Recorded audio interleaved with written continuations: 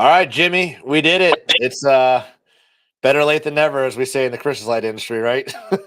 Well, but the good news is I'm right on time for my calendar. Bad news is I don't know how to switch over times when I'm on the wrong side of the country. So, oh I think my goodness. I think you told me today the time, and then I thought your time was right with the time it should have been. But then Angela's like, "No, he's 3 hours behind, not 2 hours behind." I'm like, "That's not good." No, I'm right on time. It's 4:30 here. I'm ready to rock and roll. So I'm ready to go. So I apologize. My fault. My fault. Well, the good thing is we still showed up, so I do apologize for everybody. But going forward, we'll definitely make sure we figure this out and have some fun doing this. But hey, we're here. It's never too late to talk about Christmas lights, especially this time of year. If I'm not looking at the camera, I apologize. I've got a weird setup, and I like to look at the screen in case there's questions and comments. So I'm going to be looking at both while we're doing this. But the good news is Jimmy's here. Jimmy's a legend in the lighting industry. Jimmy, there's probably some people that don't know who you are, including that was me 3 years ago. And I'm so grateful to have that opportunity to know you now. So let's talk about Jimmy real quick. Yeah. So been in the Christmas lighting industry since 2002. Was the first time I jumped into it. It was a side hustle for me. So I know we were losing employees, trying to figure out what we could do as a landscaper in North Carolina, trying to figure out a way that we could retain employees, add some profit to our business. It really wasn't even the key. The key thing was just retain employees. So been in the industry a long time. Got a lot of great relationships, met a lot of fantastic people, and love every minute of it. Love what we get to do. Love sharing the business side with people. So been fortunate to kind of become a distributor, manufacturer of Christmas permanent lighting with Omni, and continue to have amazing relationships with the guys throughout the country out here in Phoenix, Arizona. Just finished up a great Omni training with a bunch of incredible people. And so, yeah, it's been an awesome ride. And I love, not only do I love the lighting side, I love the people that are in it. I love the challenge it presents itself. And yeah, so I love everything about it. And it's gone from a side hustle to a passion to hearing and sharing success stories with different contractors and what they're doing, man. It's a lot of fun. So looking Yeah, forward to Jimmy, the I future mean, too. you live it, you breathe it, you speak it, and you're one of the few out there that are really trying to make an impact on installers, not your bottom line at Lights for Decorators. I mean, you're out there preaching, keeping people Christmas rich throughout the year, not going from Christmas rich to Christmas broke in January, which we see far too often. It's really easy for guys to get caught up on the money of doing the installs, and then they just lose sight of being profitable. And then comes January, and they're like, "Wait, where where'd that bank account go?" It's like it's like a Christmas tree. Your bank account's green, and all of a sudden it's red again. And that's not supposed to happen. So you do a really good job about being passionate, keeping people just in business. And it's easy to get caught up in how fast you can make money, but it's hard to kind of track how quickly that goes out for a lot of people. So um, I always love seeing you talk about that, how passionate you are about it. And, it's just a great reminder for business owners just to focus on the right numbers, not that vanity number that everybody wants to talk about. 7-figure business. Yeah, great. I got there. I did it once and I got nothing to show for it. So now we're doing things different the right way. So, yeah, excited about this. So this is a multi-series live that we'll be doing. I won't be next week. I'll be actually in Hilton Head. So Jimmy, you're gonna be running solo. Ooh, Hopefully you got the time zone that you're in, that you'll be in the right time zone to show up for everybody. But this is for you. This is for you. If you're watching this right now, we're gonna stream this live. We'll have this recording for you to be able to watch the replay if you're just showing up. And every week we have a topic laid out for everybody. And this is breaking down like the business basics and the beginning basics of the Christmas light installer. So today may not be for you, but in 2 weeks, it might be a topic you want to be focused on and show up to. So we'll make sure we get that calendar back out so everybody sees the topics that we have laid out for everybody. And really, we're here to have some fun. If you have some questions, go ahead and chime in, pop in your questions. I don't care what it is. What's your favorite Christmas light? What's new trending, what all that stuff. Chase, no, you're right on time. So you just showed up and we're just getting started. So if you're here, We want to hear from you. Please go ahead and drop a comment. Tell us where you're from. Tell us, how long you've been installing Christmas lights. Maybe it's your first season. Maybe you're thinking about doing it. You haven't even started yet. You're just got some questions about that. But Jimmy's got some stuff we're going to talk about. And really, we're just going to go back to like the beginning, Jimmy. Like, let's talk about the Christmas light industry, how it got started, all that stuff, and have some fun doing it. Yeah, for sure. No, it is. I'm excited about this. We've typically done what's called a holiday boot camp, which is taking, new installers, new companies that are wanting to get in the business and figure out how to add it to their business. And I think that's important. But I also think we've got a lot of people that have entered the business over the last couple of years, and they're like, man, this is not necessarily what was sold to me or what I've heard on social media. This is a hard business. It's not easy. It's challenging. It's daunting. We hear a lot of people, oh, it's easy money, jump into it. And yeah, we make a living or I make a living off of selling product. But at the same time, I really want to caution people, and I want to sell product to people for many, many years, not just have somebody come in and slay it. Next thing you know, like you said, they go Christmas broke. So I think this isn't just about people that the whole series isn't about people that are brand new. This is for people that have been at it. Maybe we get a couple of nuggets every now and then for them. So super, super excited to share that. CJ name popping up there, right? He's been somebody we got to know over the last couple of years, and seeing his excitement behind the industry is it's sweet. So yeah, I mean, I think that's it's hot, right? And I think you see a ton of people that have gotten into the industry probably within the last 6-7 years, and they've seen the streakiness, they've seen the success, they smelt it, but they're like, is it really there? How close am I? And I think that's what's crazy. So hopefully we give a little bit of history of this industry, and being that I've been in it for a couple of years here, it's kind of ridiculous. I've been doing Christmas lights for 23 years. I don't feel like I really don't feel like I'm old enough to do that. Well, that's embarrassing to say. But yeah, so I think let's kind of hit it up. Let's talk about what it is. Obviously, my passion and what I love about this is the training, is the coaching, giving people resources and tools to be successful. Like I said, just finished up this training today, and when you're in a room of winners, it's fun. Like, it's truly fun, and it motivates me to see people out there that are excited and coming up at the end of it. Hey man, just sold 3 jobs. Hey, I got 6 on the docket. I got 9. I think I got 9 already ready to go. This is after 2 days of training. And, of course that's permanent. That's Omni, but really excited, to see people's energy and passion. And if we can help prevent the mistakes that I've made time and time again, and help people be successful, then that's what we want to do. So yeah, I'm excited about this next couple of weeks. Like you said, people pop in, pop out, and hopefully we'll get them some golden nuggets. So let's do it. Yeah, Roll. yeah. No, like you said, I mean, the trainings that you do, it's so important to get out there. I've done trainings for the last 4 years with hundreds and hundreds, not as many as you, but hundreds of different business owners, all walks of life out there, getting started, been in the industry for 10 years. I mean, been to the Omni training we did down in Texas not too long ago.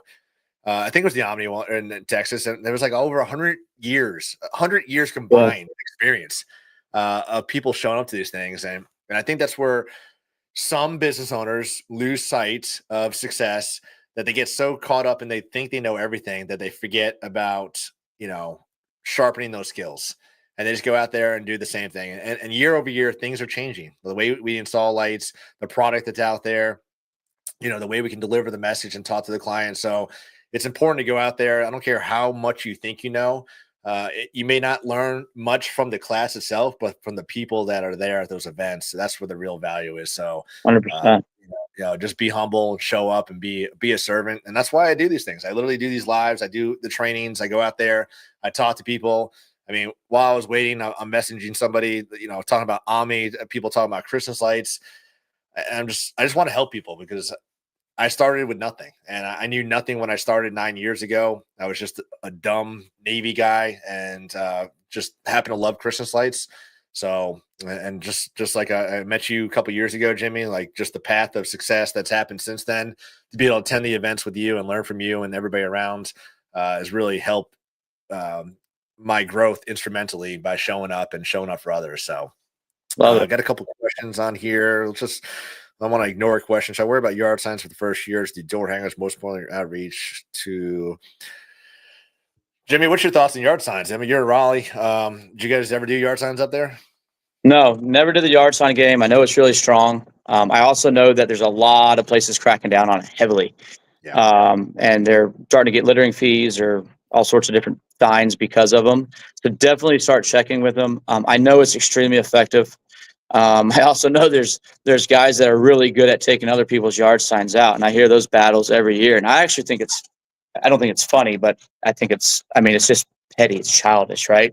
But there's some people that have done some pretty funny things where, with their yard signs next to other competing yard signs, and it's kind of became a cat and mouse game a bit. But I do think it's effective, right? I mean, where your customers live, where you understand where they possibly dropping their kids off of school, and I think that's what it's all about. So I think yard signs are effective, and can be extremely effective.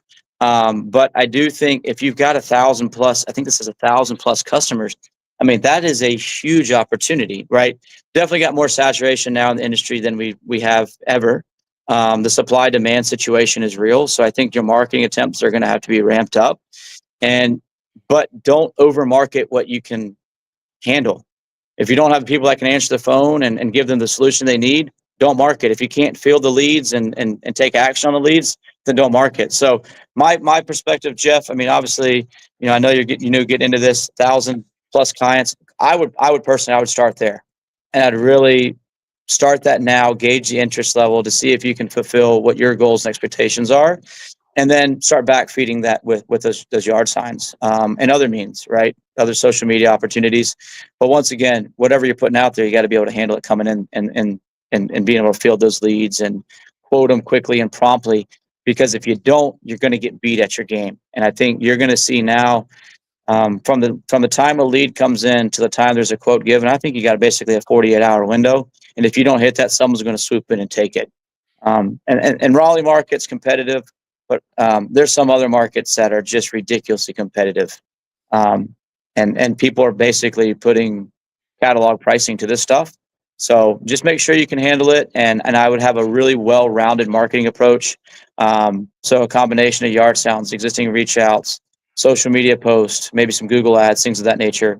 I would try it all and just really track your return there and understand what your cost for acquisition is. I think will be really important, and then double down on the areas that are working well. Jimmy, I love everything you said. A couple things on that. Jeff, know your area. Every area has different ordinances on what they allow, what they don't allow. Typically, they're not allowed if they're in the yards when you're putting up Christmas lights, or you did an estimate. Coming soon, Christmas lights is a great one too. Or you just got done doing the job, put the Christmas light installation on there. We hang Christmas lights. So definitely know your market. But Jimmy, one thing you really mentioned that I think most business owners overlook is like, how can I market? How can I get more leads? How can I do this?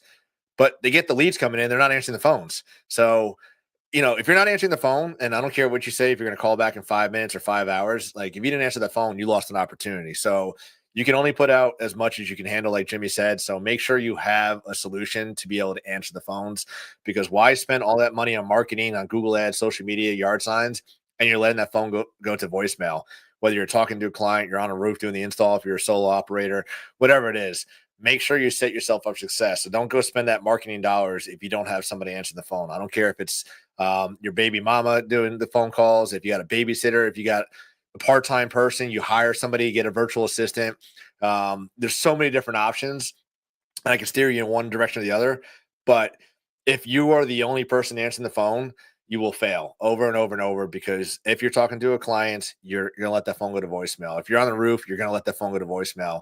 So you're missing out on all these opportunities. So make sure you set yourself for success by having a solution to be able to answer that phone. And that's just one thing that so many people get wrapped up in. Say, I called them back. Well, it's great. They all already called somebody else, and they're not going to deal with you because you couldn't even answer the phone. So good question though, Jeff. Well, so JC, you're not going to do it, but I'll do it, right? Unique genius. I mean, like, come on, like this is what JC and Angela put together. I know this isn't a plug situation, but Jeff teed it off. I mean, you got to answer it. You got to have a script. You got to manage that situation.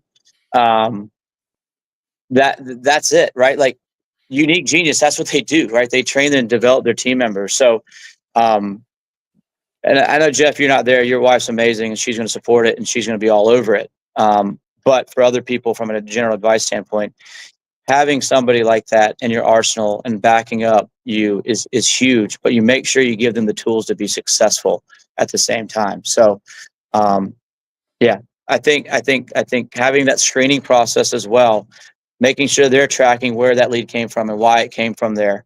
Um, if it ain't working, you're reaching the wrong person. Stop putting money in it. I mean, like, there's this thing where people just feel like the more money they spend, the more leads they're getting. But are the leads really good leads? Are the leads people are going to convert? And I think unfortunately you're not seeing a lot of that. So, um, yeah. I like this right here, Kalen. I never thought about using AI. I mean, ChatGPT, I use it every single day. And I mean, I just get more amazed at the things I didn't think about using it for yesterday. But yeah, using ChatGPT to go in there, see what's legal, where you can go. Like, I literally know the threshold of one city to the county, like where I can stop and start using signs. So it's important to get out there and know what's legal. I mean, the last thing you want to do is get a fine. I've been fined before. I made way more money on the yard signs than I did on the fine, so it was kind of worth it. But just be smart about it when you're out there doing those things. So great first question. Um, Well, I Caitlin's think got a great question. She's got yeah, go ahead. 16,000 deep from painting, and I worked with a painter 2 years ago. His first time doing lights. I coached him. He did $215,000 his first year, started in November. So the painters, they've got a great market. They've got the tools, they got the resources, they got the people. So you're in a great industry to start out with. Do I suggest doing trees? Me personally, I'm going to tell you no. Jimmy, you might think differently, but I think that as you're getting started, for me personally, the quickest way to lose money is on minis, on trees and bushes. It's very easy to underestimate them, especially without having a lot of experience on tree wraps and everything like that. So I like to keep it simple and work with the basics, like a roof line, some columns, doing some railings, garland, greenery, things like that. That's like kind of easy to measure. That's just my thoughts. It took me a while to get those numbers down. Jimmy, I know you have a great calculator that we can share out to these people to help minimize that loss. But for me, my personal suggestion is start basic and then work your way from there. Yeah, and I guess a clarification, are you saying suggest doing trees the first year? When I hear that on my head, there's like going interior decor trees. So let's make sure we're going 5 millimeter tree wrap trees. So if you can clarify that and make sure. I agree though, starting on the onset, you got to get a foundation, you got to have a core. I personally think part of the core is 5 millimeters. And I think what you see is some people go 5 millimeter core or foliage part of their core. And you see people back and forth. Now, foliage part of your core does make a lot of sense because less labor, higher tickets. 5 millimeters, more labor, not quite as much in that ticket. So, but I do think you can start simple with it, right? Kind of set your parameters. At the end of the day, you of course never want to lose a sale, and that is some people. It's a core part of the display is having the shrubbery and outdoor trees lit. Um, but just kind of set a realistic expectation, of what you have the ability to do, the bandwidth to do, the time to do. Um, and I do think that would be, I think that would be something that would be beneficial because, like you just said, yes, I think you have the risk of losing some business if you say no, we don't do them. I think, but what are other things that you can do? Maybe you could go with like a spritzer type of a product. Maybe you could do something like that that's still going to illuminate it and provide a solution. And maybe your pitch is we can do it. It is costly because it's labor intensive. Here's some alternative solutions, and spin it that way and try to steer them away from it. Would probably be my suggestion because it can be labor intensive. I think if I read that right, you had 16,000 opportunities there. Kind of the same thing we just said to Jeff. Like that's a lot. Um, that is a whole lot. So how do you quantify those 16,000? Do you have anything that you could go in and say, all right, these people spent this much amount of money, or this was a type of demo? Like, can we split that in and kind of strategically market those? Because if you throw a big cast net to 16,000 people and you get even a 1% response, that's 160 phone calls.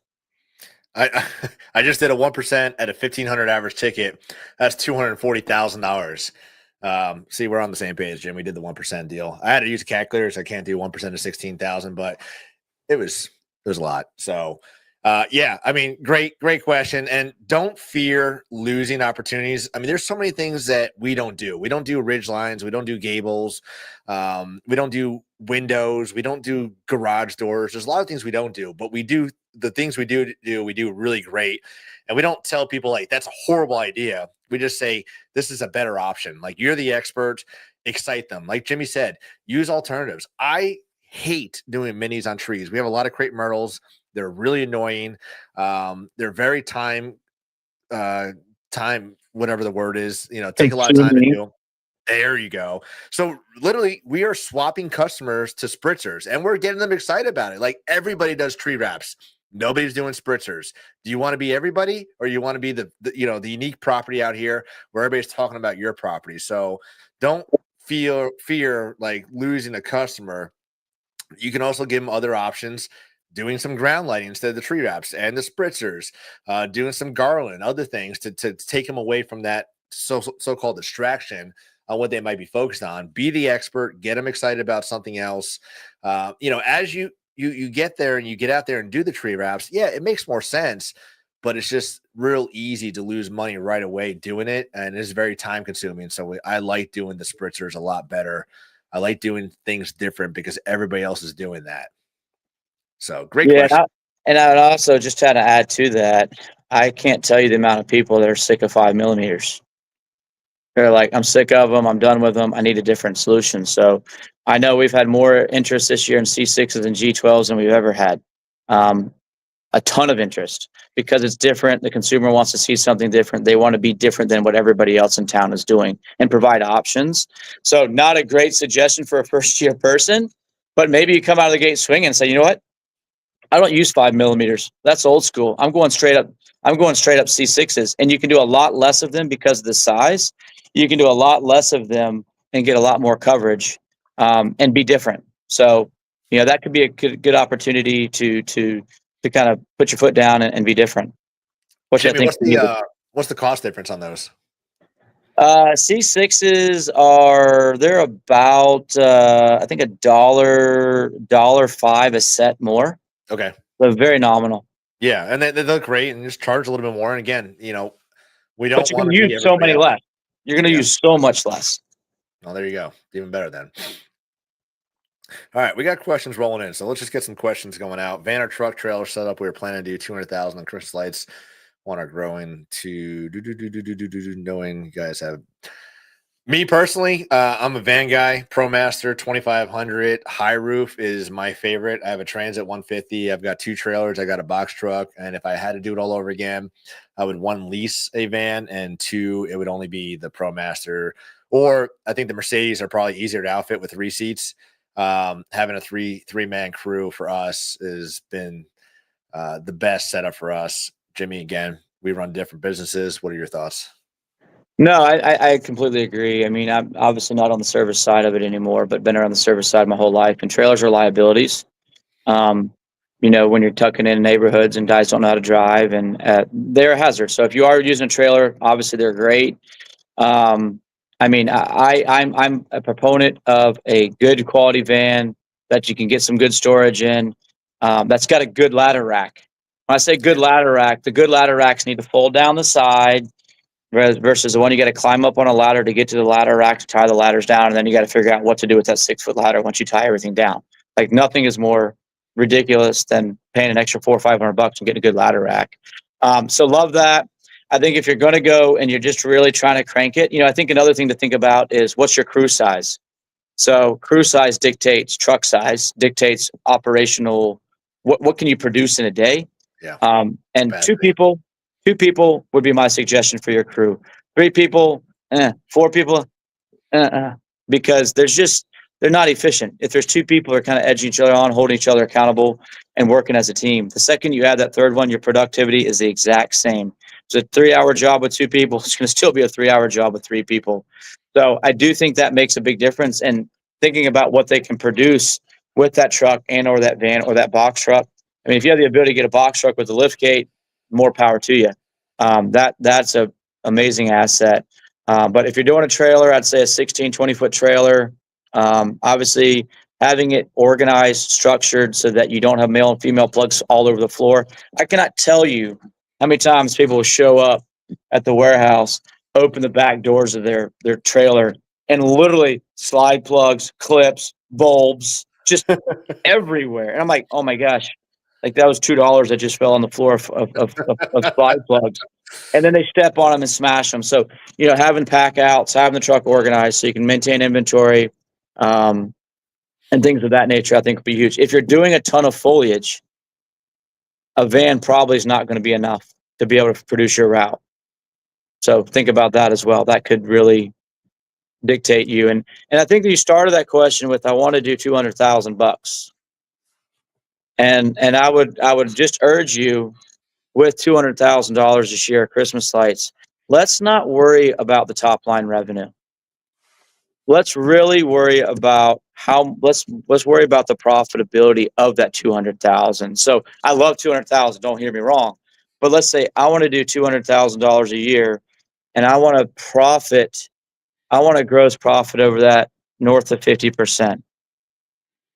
Like, and then really kind of manipulate that goal so that when you're making these decisions, am I doing a truck and a trailer, or am I doing a van? You can then backdoor into understanding how is that directly going to affect your bottom line, if that makes sense. So, you know, if you got something in place, well, let's use it so we don't have to pay for something else.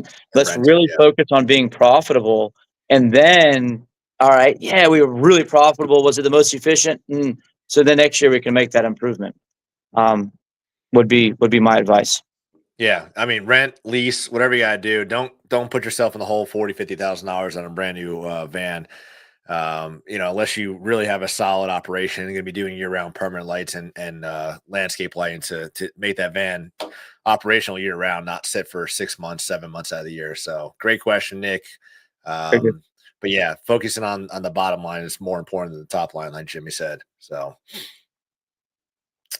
all right. Well, here's kind of flowing into that question right there. Renting trucks or buying.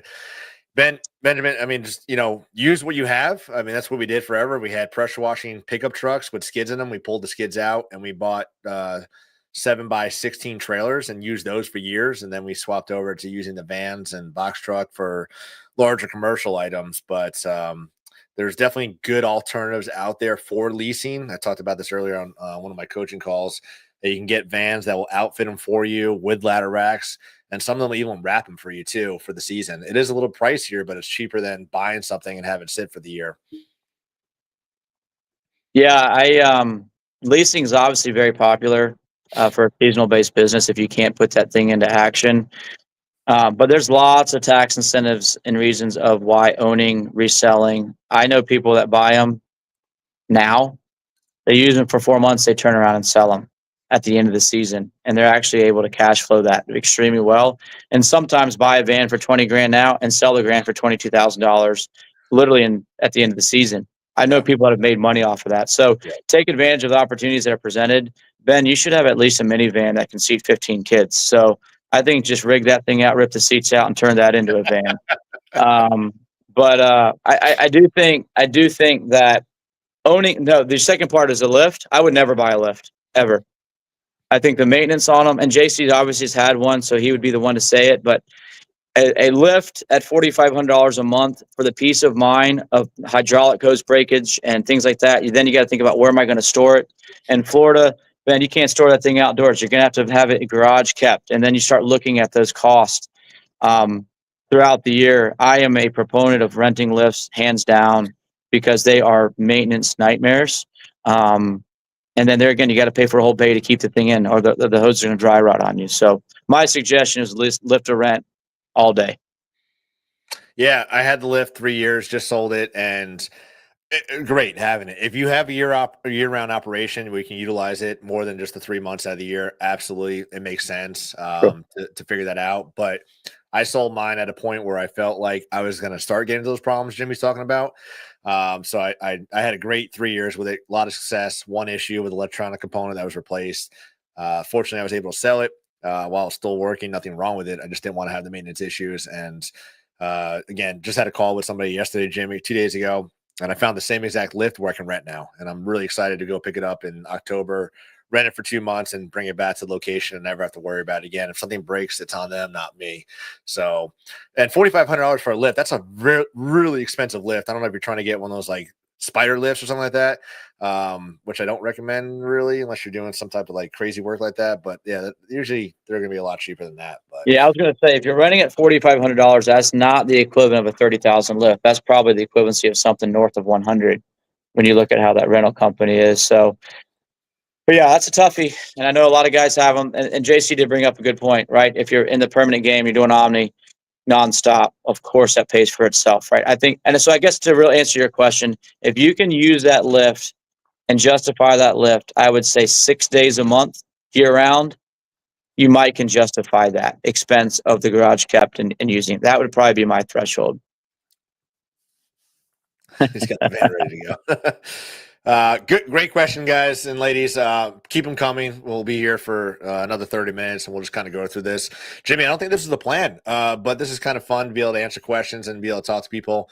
A lot of questions right now. It's September, what to be doing. So, we still have plenty of time to prepare for the season. It's only September 9th. A lot of estimates going out right now. Jobs getting scheduled. So keep the questions coming. James got a great question right here. Love it. Love it. So I'll run with that one really quick because that's where I get excited, right? Got it. Well, first of all, unfortunately, we see a lot of people that have gotten into this business because it's a cash grab. Quick money, it's easy money, let's jump in. And it's not easy. There's nothing about this business that's easy. And that's what beats me up the most is this is probably one of the most dynamic, challenging businesses where you tons of pressure on timelines, tons of pressure from a safety standpoint, long hours, grueling hours, high expectations, and you got to deliver it. And I think that's what's devalued our industry is people have come in and they commoditized the holiday lighting game. And I think where you can set yourself apart, it starts with you, right? The trust, the passion, the fire that you invest, the way that you're going to do it. Don't sell Christmas lights. Sell how you're going to do the Christmas lights and why James Riley in Upper Cumberland is the best in Middle Tennessee, right? And that's it, right? This is our approach. This is our reason. This is why we do what we do. This is how we do it. This is our commitment to you from a serviceability. So you have the right passion. One, also don't forget that you're insured and your commitment to safety is huge. People don't think about that. Why? Because it's been commoditized. So set yourself apart as we offer, with what you offer, with your solutions that you provide, where innovation and an innovative approach to how you decorate houses with the ability to mix permanent with temporary holiday to reduce your year-over-year cost, but to develop a display that's epic, right? Think about just ways that you can manipulate your service offering, being that you are an Omni guy, being that you do know what you're doing, being that you are seasoned, and being that you really do generally care. Make sure people see that passion, that fire, and that commitment to doing things the right way. And talk about the certifications, talk about the events that you've been at, talk about your commitment to being a professional, and then have a portfolio that backs that up. Nothing speaks more in our industry than some aesthetic backup of a visual, what we produced, the pride that we've done. And maybe, when you get that, that lead and you qualify them, you send them a quick video. Hey, I'm James Riley here with Upper Cumberland, and this is why we're excited to be able to bring the family tradition of the holidays to your home and go through the why and why we're different. And just do a voiceover. Little simple, subtle things like that. And even how you present your proposal, right, can really distinguish you as an industry leader and as somebody that people want to do business with. Yeah, that's great. I'm not even gonna touch on that. That was perfect. I mean, absolutely delivered. So great question, great answer, and yeah, let's go with this one. Love these questions. This has really been like very. What's a good starting point? Just C9s on ridge lines and REITs, basic packages. I don't want to leave money on the table, but I don't want to spend half a day on a house. I assume the average. That's gonna, for me, it's gonna determine on what your business model looks like. So we don't do ridge lines, we don't do gables, we don't do windows, we don't do doors with C9s, we don't do garages with C9s. We do roof lines, gutters, and those types of things. We do a lot of garland, a lot of greenery, and we stick to what we're really good at, and we highlight those. Jimmy talked about, lookbooks and stuff like that, getting that out there. So we show the customers what we're doing. If they wanted the gingerbread look, we tell them like, that's great. It's just not something we offer, and we tell them why and what keeps us safe from any injuries or things like that. So they like, oh yeah, that makes sense. And then we just showcase all the things that we're really good at. So I think it's just gonna be different for everybody. I know some people that go out there and do everything, every single color, every single option available out there. I like to have minimal stock on the things that we're really good at and roll with that. Yeah, so 100%. And just for clarification, I think Jeff means the fascia lines, not the ridge lines. So definitely stay off of ridges your first couple of years. The gingerbread look, very time consuming. In my opinion, it's one of the most underbid services that people provide. Even with the really good clips out there, it's still a pain in the neck and it's still very dangerous. Yeah. But obviously doing the fascia, the ridges, the gutters, the gables, I would absolutely start there with your C9s. And by the way, if you're new, don't buy 12-inch C9 socket wire. Buy 15. I know people are probably going, "Oh, you're wrong, Jimmy." No, it's a 20% savings in product. And me doing this for way too many years, I look up and if I don't see them side by side, I swear to you, sometimes I can't even tell the difference. Maybe the only justification is on a single story house, maybe go with 12. But there again, why? I know people last year were jumping into 18-inch spacing. If it works, it works. But I think 15-inch spacing C9 socket have a really good bulb. I know we have a really good bulb that we're really excited about this year. It's going to have a 4-season warranty. It's a polycarbonate bulb that I think is going to absolutely slay the market. I would 100% use that bulb because you're going to have 40 seasons that you're going to get out of it. And that's the thing. You got to remember some of these Christmas light companies out here are trying to figure out. They're trying to just win off of price solely, and the product quality and consistency has gone so far downhill. If you are a leasing Christmas light installer and you lease your products, you need products that's sustainable and long lasting, not cheap, because you're going to sell that product as long as you can before it falls apart. And we're seeing stuff fall apart really, really quickly. So make sure you're educating yourself on. They're not all the products are the same, but I would say C9s, I would say wreaths, I would say garland, I would say 5 millimeters, and I would say spritzers would be my starting point um, for my first year. And I think you can be extremely successful with those. Yeah, we carry 13,000 SKUs. Don't even think about it. You need 3 pages of our catalog, not all 290 something pages of our catalog. That's you just don't even go there. I Yeah. would say though, as a new start up, the opportunity on the interior game, don't necessarily don't do it, but be questioning your customers and seeing if you're picking into a market where the interior game could be an opportunity and an avenue to explore. I really think that's going to be a massive opportunity to distinguish yourself. Going back to James's question, how do I distinguish? Well, I'm going to provide interior solutions. And if you provide interior solutions, you're going to have a leg up on everybody else for sure. Yeah, and I think that's one thing too, Jimmy, that some of the newer guys out there, they're trying to save a penny on a bulb or 4 cents, 5 cents. And that penny saved today, it's costing you hundreds, if not thousands of dollars in go backs because the bulbs are just going out constantly. So don't try and nickel and dime and save on a bulb because you got a flash deal from a company that nobody's ever heard of at xyz.christmaslights.com.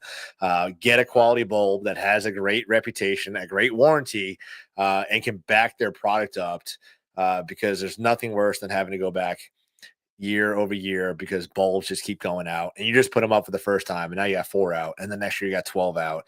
Not only does it make you look horrible as a company because you're constantly having issues, but you don't compute the time to go back and the labor for them to do a go back versus doing an install. So make sure you just, this is for everybody, not just you, Jeff, to everybody, get a quality bulb from a reputable company like Lights for Decorators.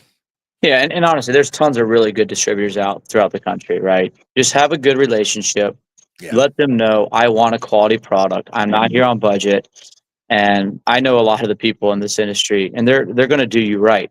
So just make sure you get what you can get it as quick as you can with a high level of service, and those are the people that you're going to want to partner with. Obviously, we want to partner with as many of you as possible, but we respect and we work very well with a lot of guys throughout the country, and they do what they do is very good. So, um, yeah, I mean that's just it. Just have a great relationship. Don't be nickel and diamond buying half your stuff on Amazon, half your stuff from here and then there and then everywhere. Just have that relationship where they got your back, because I know that's just how it works. So Yeah, having a company that can answer the phone and get you product in a timely manner. If you live in California and you're trying to buy from New York, that doesn't make sense. Vice versa. If you live in North Carolina and you're trying to buy from Washington, like that doesn't make sense mathematically for shipping. So find somebody that's local, trust, and you can at least have a conversation with them. And just plugging you, Jimmy, like we can go to your location and walk around and see the product and touch it, feel it, take pictures, show it to the client. So it's a better opportunity for you to have a better understanding for what the product is and how it works. yeah, for sure. All right. Great questions, everybody. Just keep them coming. We got about 20 more minutes of this. If we go a little bit over, that's fine. But this is really, I mean, just a lot of fun. I'm glad we're doing this. Yeah, so good question. Average ticket of an install, and what's the average size of a crew? So I guess a bit of a weighted question. Um, and why I'm personally not a huge social media butterfly and kind of stink at it, like royally stink at it, is because I think there's a lot of bad disinformation out there on what average ticket is and what people should be charging. And I think nobody needs to know more than what you're charging, because what are you doing? So I think be very careful with those questions and those responses you see on social media. I think the bottom line is quantify that by man hours. If you're sticking to really core, basic, fundamental products, you're really selling labor. Your product cost is nothing, right? If you're selling a 150-foot house of C9s, what does your product cost? Not even $220, right? The efforts, the scheduling, the coordinating, the getting there, the labor, the time. So I think if you're heavy there, and I know businesses are built that do nothing but C9s and 5 millimeters, that's going to be a completely different average ticket than somebody that's doing the full foliage game. So I guess if I'm in a full foliage game, my average ticket's probably somewhere on a lease model, probably somewhere around $1,000, I would say. Um, Annually, if I'm doing no foliage game, your average ticket's probably somewhere in the $550 range, would be my guess. That's as big of a swing as it is with the foliage kicking in. Um, and then crew size, two. All day, I would be two all day long. Much more efficient, much more accountable. You know, it's hard to keep three people accountable because someone's always going to be slacking off. But if there's two people to keep only one person to keep accountable, it's a kind of a mano thing, keeping up with each other, and they push each other really well. So I love these conversations, Jimmy. We obviously agree on a lot of things. We disagree on some things. This is one of them. For me, average ticket for a seasoned company with some greenery should be around $2,000. Uh, a lot of guys starting out and they're getting excited about selling $700 jobs, and I think that's just way too low. And you're selling yourself short for your clients, and maybe you're not offering them all the opportunities that they don't know about. If they call for Christmas lighting and you're just giving them a Christmas lighting estimate for a roof line and not showing them the spritzers, not offering greenery, things they don't know about, the ground lighting, then you're really just going to sell yourself short and miss out on plenty of opportunities there. For me, the 3-man crew, why I do love them, we do pre-fluff all our garland and greenery at the warehouse prior to going out to jobs. But with doing a lot of greenery, we have a guy on the roof, a guy doing the minis, and a guy doing the garland. When one guy's done, they're out doing 5 rounds, putting up yard signs as the other guys get wrapped up and do things. So there's plenty of opportunity for a 3-man crew. I feel it does an increase in your average capacity per day per crew by adding one more person. But again, we have differences, and that's fine. And everybody is going to run the way they want to do. I just prefer the 3 to get the most out of the day. So, and I know So some guys that can run a 2-man crew and do 35. I know some guys going to do a 2-man crew and run $6,000 a day. So it also depends on your pricing model and how fast and efficient those crews are and how trained they are. so let's go back here a little bit because I know exactly how you answered. I know exactly how I answered it. Your $2,000 is including installation and takedown, is it not? Yes. Okay. So I look at things as a ticket. So when I'm looking at a ticket and I'm saying that that is my installation ticket, then there's a takedown ticket. So I'm really happy you answered that way because I'm answering what is the true earned revenue of that installation ticket versus then there's a revenue of the takedown ticket. And then I look at it, there's even a storage cost that gets rolled into there. So unfortunately, and that's what's so crazy about this industry, right? JC and I spend a lot of time together. We talk a lot, work, non-work, and we both answer that question two completely different ways. And that's part of the polarizing challenge of our industry is the revenue is not earned, in my opinion, at installation for a takedown because what that revenue is actually happening in the next calendar year. So to me, it's ticket driven. So phenomenal question. And I think it really opens up a huge can of worms. And that's where I feel people need to make sure there's a value to the install ticket, there's a value to that takedown ticket, and there's actually a value assigned to the cost of storage. Why? Because storage takes space, space costs money. So I completely agree, JC, with what you're saying. Your average customer spend, I would actually, yeah. What did you say, 2,000 or did you say 2,200? Yeah, somewhere around there. Yeah, we're Yeah, I 2,200 agree. residential. I agree. I completely agree. So, great question. And even you can see how manipulated that answer can be based on how people perceive it. So, thank you. Yeah, but I will say, don't sell yourself short. I know it's good to get opportunities and get some jobs to get started, but far too often, too many business owners feel like they have to take every job that's out there. It's a great learning experience. You'll learn you never want to do it again, especially trying to hang somebody else's lights. It's just a hard no right there. But Hard just no. yeah, hard no. Hard no. Zero chance. It So, shouldn't even be like, no, it's just a no. But yeah, it was a great question. I love what you're doing right now and how you're like a sponge, just trying to learn all. So, all right, we got a bunch of people on right now. If anybody just wants to drop some more questions, go ahead and give us a like, a love, heart, Christmas, Santa emoji, whatever you got.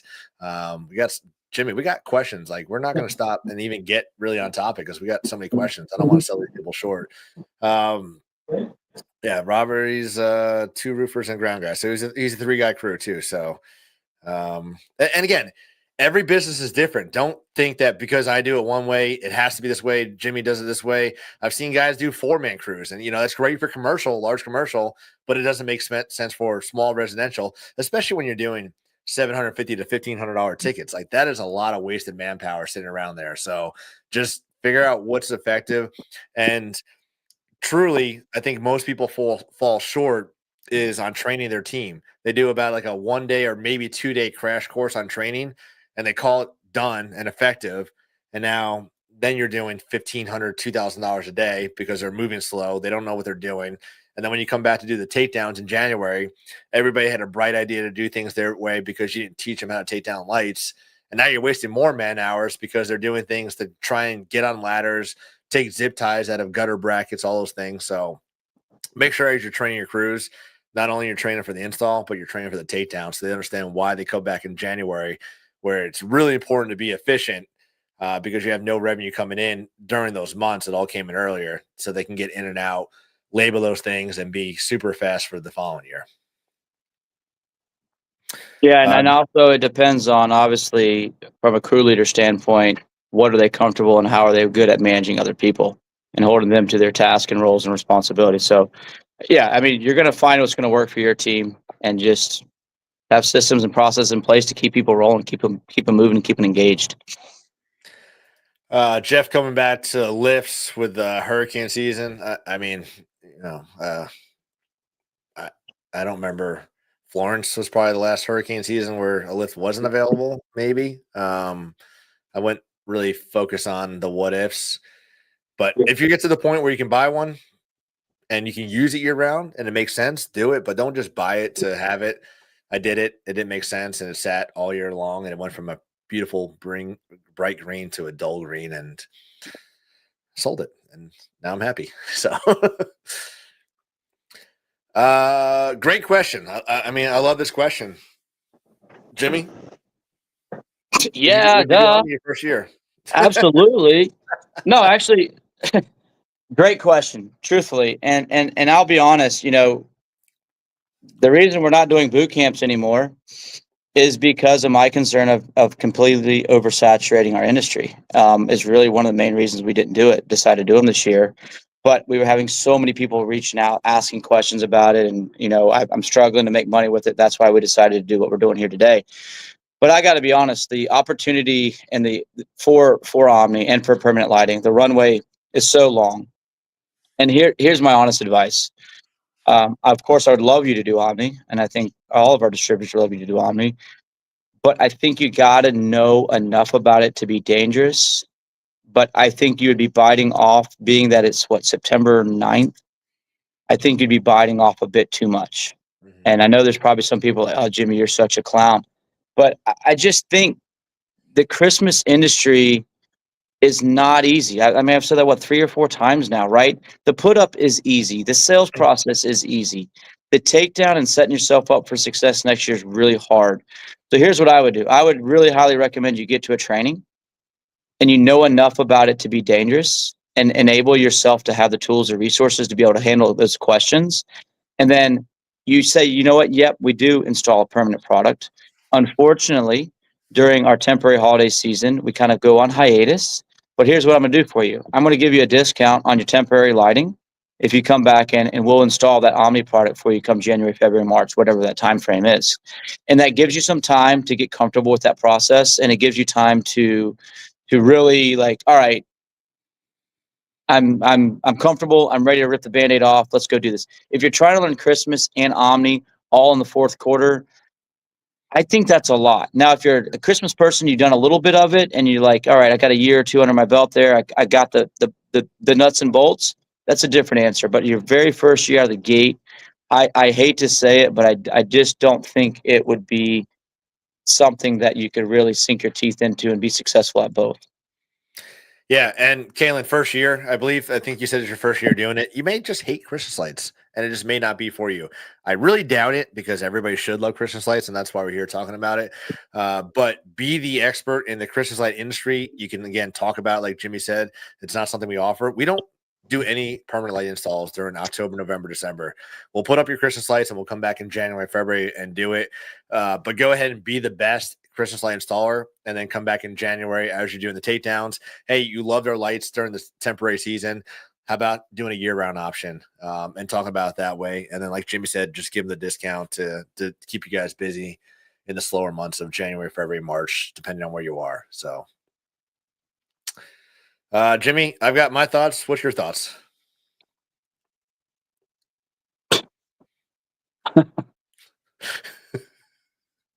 The cheap one.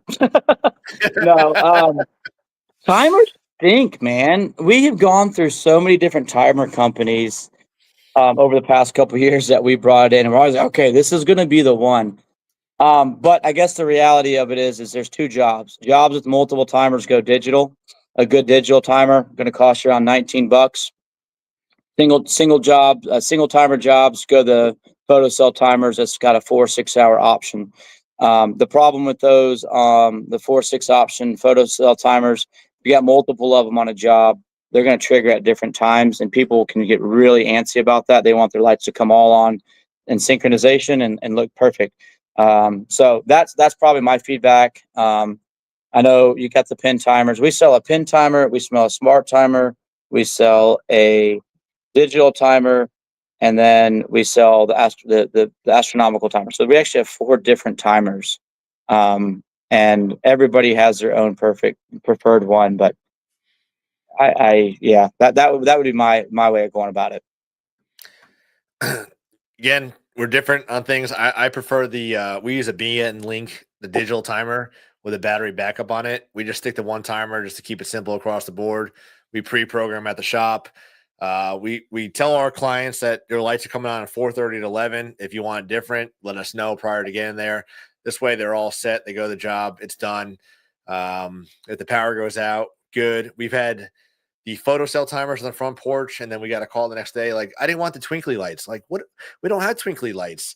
And the front porch light was on, and it kept going on and off and on and off. Or the car would drive up. So they do get expensive, but make sure you're throwing that into your estimate. Like, don't put it as a line item, but for every 100%. timer you have, make sure you're charging for that. Like, some jobs use 4 or 5 timers, so make sure you're adding that into your invoice, but without putting it in like as a line item. Just put it as your roof lighting or whatever you're doing, so they it's getting billed to the customer as well.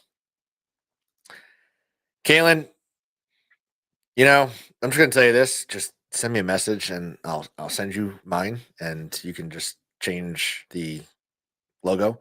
But there's opportunities to talk to people, to get some pictures. We all got to start someplace, and you don't have to say it's your work. You're just giving them inspiration, and slap your logo on there and call it a day. That's what I'm going to say about that. So just send me a Yeah, and message. we've got tons of pictures and stuff and resources that we share with you as well. So happy to reach out to us for that. Um, Thank you, Nathan, for asking a question about pricing a job more than just overall. So good question here, right? So um, this is probably one of my biggest peeves. I think when I hear people that are on a lease model and they like whatever I buy, I'm doubling it. I'm doubling it. I'm doubling it. Doubling it. Well, if I buy a 72-inch wreath, that's $600, whatever it is, right? I can't charge that person $1,200 every single year, but that's what's happening. So I think there is a threshold, and I don't think there's a perfect way of doing this. But at the end of the day, what's the cost of that wreath? What's the lifeline of that wreath? How many years are you going to get out of it? So if it's a $600 wreath and I'm going to get 3 years out of it guaranteed, I'm going to say, all right, my cost on that wreath for that year is $200. My labor to put it up is X. My labor to take it down is Y. And then I'm going to take my margin and put my margin on top of that. All right. So to answer that question, if it is a $600 wreath, what I would do is I would essentially be charging $200 plus an hour of labor plus 30, 30 seconds to truly take it down, but we'll just say 15 minutes, store it, pack it, and then we got the storage costs on top of that. So when it all comes down to it, that $600 wreath that's costing you, you're probably going to charge somewhere around, I would say just north of 650, 675 a year for that one wreath. Now, if it's a piece of garland or something like that, that's a little bit more economical. Typically a piece of garland is around 45, $50. You're probably going to be charging somewhere around $110 for that piece of garland by the time you kind of factor that lifeline in there. So that is more of a double, but that wreath is not a double. So that's the way I would do it, because you're going to look at the life value of that piece of that unit and what its recurring revenue stream is going to be for you. Factor in the labor cost of it, and remember, you're selling time and materials. You're just leasing it at this point. That's how I would do it. We do have some calculator tools that we're happy to share. If you email out to us, email JC, email us, we can definitely get you that calculator where it actually goes through a sales pricing model versus a lease pricing model. And you put what you want out, and it's going to help you label the pricing of every unit. It also gives you production rates. It also gives you estimating calculators for 5 millimeters, how many lights per bush and things of that nature based on the size. So I would absolutely, if you're not comfortable pricing, grab that. It's going to tell you what your margin is going to be not only this year, but next year moving forward on a lease or a sales program. But that's how I would do it. I'll piggyback on that part, and I don't like the word expensive, Nathan, when you say that. And if you're doing a lease model, it's an investment, because you'll be making that money year over year versus a sale model. So, really, the cost of greenery is not that expensive in relation to what you can lease it out for. Will you be as profitable year one as year two? Absolutely not. I mean, you do have that investment up front. That's why I do prefer the lease model year over year. because you will be making that back. Again, Jimmy and I, we are different on this part, and that's fine. There's reasons for having both the sale model, the lease model, but I don't consider it as an expense, but an investment on the future of being able to release that out year over year. So as long as you price it right, you're going to make money. Now, when you're dealing like tower trees and stuff like that, that can get expensive, and you're probably not going to be as profitable your first year. But that's large commercial, long-term investments. So that's completely different. But just price right, and I'm again different on pricing with Jimmy on Garland. I'm about 175, maybe 185 per strand, 9x14 per year over year. So we are very extremely profitable on our greenery on all aspects of that. So just again, sell the excitement and Your price experience. of Garland just doubled, bro. Did it? No, that's incredible. But I know people do get that, right? I mean, there again, are you going around a column? A column piece of Garland and Garland swagged on the handrails are two completely different price points for me, because it takes a lot longer to do in some applications than in other, right? If you're stringing up 150 feet of Garland along a fence, there's no way you're going to sell that at much more than $110 a piece of Garland. It's going to be very difficult, because it's just literally, you're standing on the ground, you're walking, stringing, boom, boom. But you also heard JC, he's fluffing his Garland before they leave the shop. He's making sure. I can't tell you how many people grab Garland and yank it out of a box, and it looks like an elephant's been sitting on it for 6 months, and it looks like a furry piece of gross, right? So there's a different commitment there to how you're going to put that up as well. They're proud of it. You know the guy we're talking about. He literally slaps that in a box and then maybe puts a zip tie in and says, "Whalam!" Shakes it. Just shakes it out. I don't right? even think he shakes it. I don't even think he shakes it. Does the Travis Kelce on it. All right, Jimmy, I'm going to have you take this question. I got to step out for 2 seconds.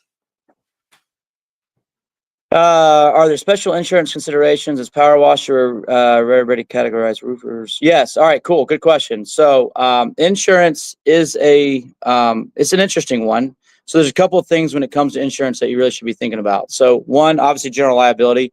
General liability is going to protect you from any property damage, anything that you do to the actual the home or the building. Your GL as well as your workman's comp are both going to follow whatever your main category is. There is not a category for workman's comp or general liability for holiday home decor. Some states are going to put you under window washing. Some states are going to put you under painting. Some are going to put you under pressure washing. It's all over the place. But my advice to you is you stick with what your core business is, because that's still going to be the majority of your annual payroll. And that's what that's going to be filed at as a general liability and workman's comp situation. So do not worry. You are by law covered for your payroll, and you are covered for general liability. You're covered for workman's compensation as long as you have that. For example, I was a landscaper on ladders on roofs, and we never told them that we were doing Christmas lights when we started, and we had a very bad injury. Fell off of a 32-foot ladder all the way down and basically shattered everything from the waist down. And he was covered, because that insurance company has to cover as long as they're working underneath your umbrella. So GL, workman's comp, and even your auto policy are all going to tie back to your core business. Things to think about, though, when it comes to insurance, especially if you're on a lease model, is how are you going to insure your inventory? Those are assets. If your building burns down, your building gets swept away in a flood, your building gets hit by a tornado, and all of your product and all of your assets are gone, and you don't have that insured, you could be in trouble. So I would absolutely talk to your insurance agency about how to protect. That's an asset. That's no different than a lift at that point.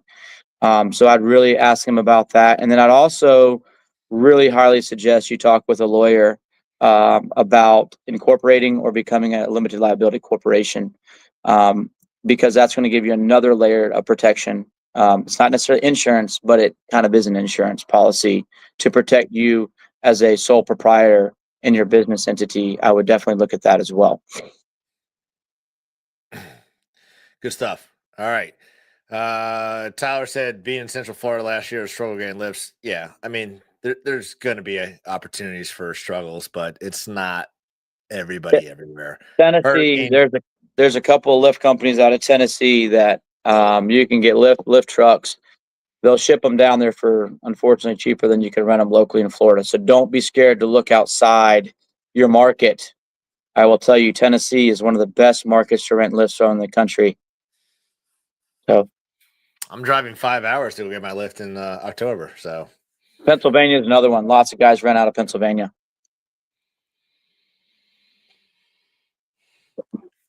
I've got a 5-day program. It's not solid yet. I really do think personally, as you grow your company, having multi-day training sessions is instrumental for success. Not only will increase your efficiency, which will increase your capacity, which will decrease your callbacks, but most guys just throw some light bulbs on a house, call it a day, and say, "Let's go install some lights." So the more intense your training is, you might call it a loss of revenue because you're doing training. You can do free installs for training opportunities, but spending the time to get your guys trained, to install the lights, to take down the lights, to reinstall the lights, so they understand every aspect of why they're doing it, so that when it comes January, they're like, "Oh, I didn't know that." Can't tell you how many times we've gone back in the years past, and they're zip tying friggin' light line zip wire to the top of the gutter, tucking it underneath the gutter brackets, all the stupid things. Like when you're trying to go back in January and be super fast and efficient, take down lights, and they're like, well, shoot, now we got to bust out the 40-foot ladder because the dumbass friggin' wrapped the wire around the gutter bracket, something like that. So the more time you spend with them, the better return you'll have on the quality of work and the fewer callbacks and the efficiency of the takedowns in January. So there's a guy out there, Michael Carey, great customer of ours, that did nothing in the industry of Christmas lights. He was outside the industry. Nick, our Florida operations manager, was a past coworker, brought him into the industry, and the guy has just absolutely fallen in love with the industry and has found success. And he's actually taken upon himself to create a program called the Holiday Lighting Academy. Definitely check him out. It's a tool that's in multiple languages. He's constantly adding to it, and basically he has taken everything that we've helped him with, put it into a document, and created an ongoing training manual. And let's face it, you're going to hire 10 people to keep 2. You don't have time to onboard people week in, week out, week in, week out. You got to be able to give them something they can do at home, set an expectation they can plug in and check it out, and not have to be focused on onboarding people. So, and I think that would be something that I would really look in and highly suggest. He's done a phenomenal job with it. Continue to make it better and better. And I think that's a great resource. The one training that I would not outsource and the one training that I would mandate that's internal, that's safety. And you don't allow people on a ladder. You don't allow people doing anything until they've gone through your safety training. And that's something you remind them of daily. It's not cool. It's not sexy, but it's crucial. And it is a mindset. It's a culture. It's a part of the culture of who you are as a company. So I would leverage Mike Carey's tools as being a Christmas light installer. And we're going to keep helping him with that. I think there's some things that I've seen in it recently that I'd love to add to it, like little quick tricks of things do's and do not do's and how to's that I think we could even enhance a little bit. Just got to find the time to get with him to get that onboarded. But safety, culture, mission, values, those are things that you need to train on and reinforce every single day. Let tools like that are out there do that onboarding and do that basic, basic ops stuff so that you're not caught up in the mix of that. All right, Jimmy, we're going to wrap up here in a second. Zach says BN timers, but he also says stop renting lifts out of Pennsylvania. There's none left for us. Zach's a Pennsylvania boy. He's probably an Eagle fan too, unfortunately. So, Kaylin, thank you. You had some great questions tonight. I really appreciate you supporting us and jumping on and answering those questions or asking those questions. Mike, appreciate you too. And everybody who's showing up. Let me see here. I had one more question, or actually 2 more questions. Well, This can go for hours. Jimmy and I. Oh, Jason. I don't think we have Jason. enough time for this, and I almost think we need a new segment. We'll call this the Friday fun day of. We'll do this. We will do this. At the bottom, at the end of the day, guys that have been in the industry for 7+ years are sales guys. Guys that have been in the industry for 7 less years are rent lease guys. That's for the most part, not 100%. All right, there's some outliers there. But typically guys that have been in the industry for 7+ that are on a sales model do lease on commercial, sell residential. So there's a hybrid version there. At the end of the day, if you are confident in your ability to service and you're confident in your ability to perform, lease is going to outweigh sales all day. But your vulnerability and lack of commitment to making sure the experience is epic, if you don't have that culture, leasing is dangerous. But your leasing is going to come out far ahead if you're committed to those core things. Sales is a quicker return. It's a higher cost of entry, but a lot less liability on the business owner. And it does create a bit more of a, I gotcha, you're kind of stuck with me type of a situation. But there again, let your service speak for itself. You over service them, they're going to stick with you through that lease model because you're the best that there is. So great question. We can absolutely debate that literally for hours, and I can debate it both ways. And I can see value in both, but I think it really boils down to company, to culture, and to what you can do and how you can do it. And that's honestly why that calculator tool that I mentioned, we do it both. So you can really look at the X's and O's. At the end of the day, if you can retain that customer for 2-3 years, you're coming out way ahead. Yeah. We had a great conversation at one of your trains 2 years ago, I think, Jimmy. It might have been last year, but it was probably maybe 2 years ago, where we're still going back and forth. And, like it just depends on your business model, how you run things. I just prefer the leasing I've been doing for 9 years. And so you're one of the weirdos. I mean, it works. Like, it works. No, I'm saying weirdos from past 7 years. I would say do what you do and stay committed to it. Don't try to play this role. I get a lot of people are like, well, this person wants to buy, this person wants to lease. You can't manage that. It's impossible. So stick to one. Yeah, stick to one. There is a difference between commercial and residential, though. I would agree to that. All right. I think I'm gonna end with yes, Spanish. Yes, Kalen, he does do holiday training for both, right? It is the training aspect. Spanish, Portuguese, he does it all. So the Holiday Lighting Academy is what it's called. Name's Mike Carey, and I'm pretty sure Michael Carey. He'll hook you up. So just get with him, and I'll tag him in this post, and this way he can drop the link to this thing. All right, Jimmy, I'm going to close out with this question, and we'll do final thoughts, wrap up until next week. But I do like this question. I have switched my thoughts on this, so I'm going to let you lead into this, and I will maybe rebuttal or maybe agree, and maybe I don't know. Let's see. So 3 years contracts for residential jobs. Love the idea.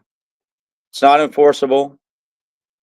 It's hard to stick people to it. You have no recourse. And in my honest opinion, commercial is a bit different, right? Because commercial, there's a large investment in that upfront cost.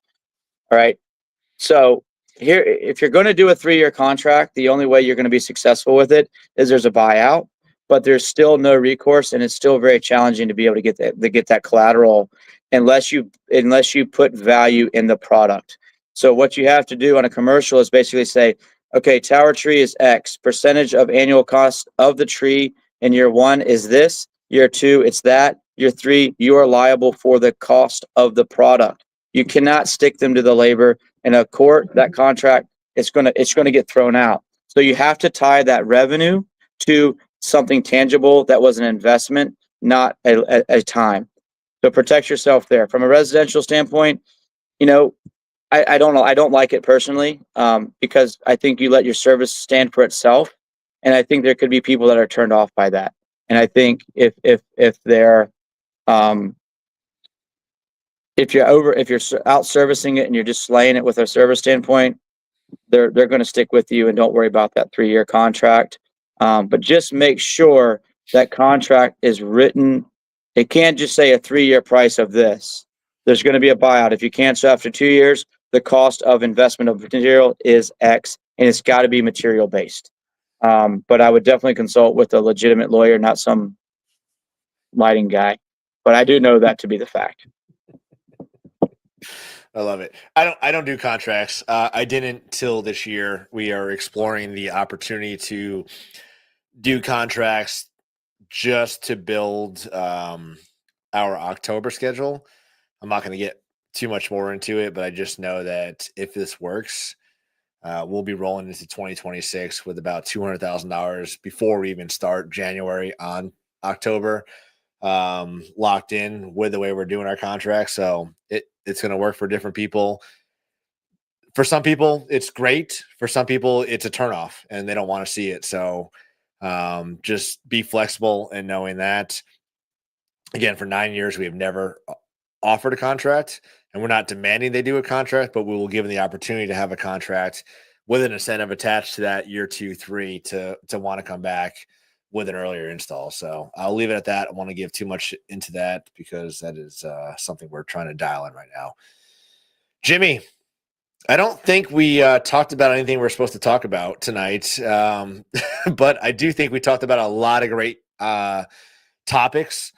We had a great discussion. I love how we can have a great polarizing difference on some things and still both be successful in the industry and still provide value to give options for people, because it's not black and white. It's all about what works best for your business model, what works for your clients, and ultimately what makes you most profitable at the end of the season. So I do appreciate your input. I do love the conversations we have. Thankful for everybody who popped on here. We had about 14,000 viewers tonight. Might have been 29, but it was close to that. When I was on Ryan Lee's show, he said it was the #1 podcast, lighting podcast, with 15,000 viewers. I felt special. Then he told me he was kidding, so I got to run with that one. But next Tuesday we'll do 6:30 Eastern. I don't know what time zone you're going to be in, but 6:30. I'm going to be in Indianapolis. I don't even know what time zone that's in. I don't either. So you better show up. I don't think it's Eastern. He's saying Eastern. I don't think it's Eastern. Indianapolis is Eastern. I'll figure it out. I won't screw it up. I promise. But no, I appreciate it, man. Awesome stuff. And you guys that are out there, anything we can do to support you and help you, pictures, calculators, tools, resources, let us know. If you're out in the Arizona area and you got nothing to do tomorrow, come check us out. We got a soft opening of our new showroom out here. Super pumped about that. So the warehouse distribution center out here, and anything we can do to help you guys. That's what it's all about. And let's look forward to talking to you guys next week. So rock and roll.